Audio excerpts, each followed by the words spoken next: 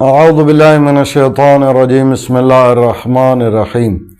امام جعفر صادق علیہ الصلوۃ والسلام نے ارشاد فرمایا کہ اگر تمہاری کوئی حاجت ہو، پریشانی ہو یا مشکل ہو اور تم چاہتے ہو کہ تمہاری حاجت پوری ہو جائے، مشکل سے نجات مل جائے اور پریشانی دور ہو جائے، تو اس کے لیے 2 رکعت نماز پڑھو۔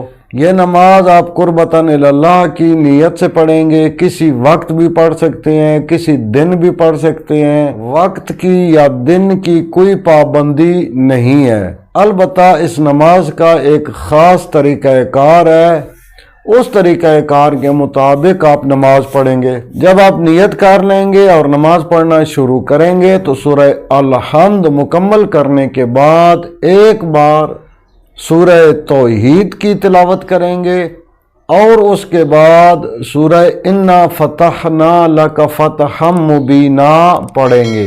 اس کے بعد آپ رکوع کریں گے، سجدے کریں گے اور دوسری رکعت کے لیے کھڑے ہو جائیں گے۔ دوسری رکعت میں آپ سورہ الحمد پڑھیں گے۔ سورہ الحمد پڑھنے کے بعد ایک بار سورہ توحید کی تلاوت کریں گے اور اس کے بعد 15 بار سورہ الم نشرح کی تلاوت کریں گے۔ یہ جو آپ 15 بار سورہ الم نشرح کی تلاوت کریں گے تو اس میں ہر بار بسم اللہ الرحمن الرحیم پڑھیں گے۔ اس کے بعد آپ قنوت پڑھیں گے اور رکوع کریں گے، سجدے کریں گے اور اس کے بعد نماز مکمل کر کے تسبیح جناب سیدہ سلام اللہ علیہا پڑھیں اور اس کے بعد آپ کی جو بھی حاجت ہے اس کے لیے دعا مانگیں۔ کوئی مشکل ہے تو اس سے نجات کے لیے دعا مانگیں، کوئی پریشانی ہے اور اس کے دور ہونے کے لیے دعا مانگیں، تکلیف ہے، مصیبت ہے، بیماری ہے، اس سے نجات کے لیے دعا مانگیں۔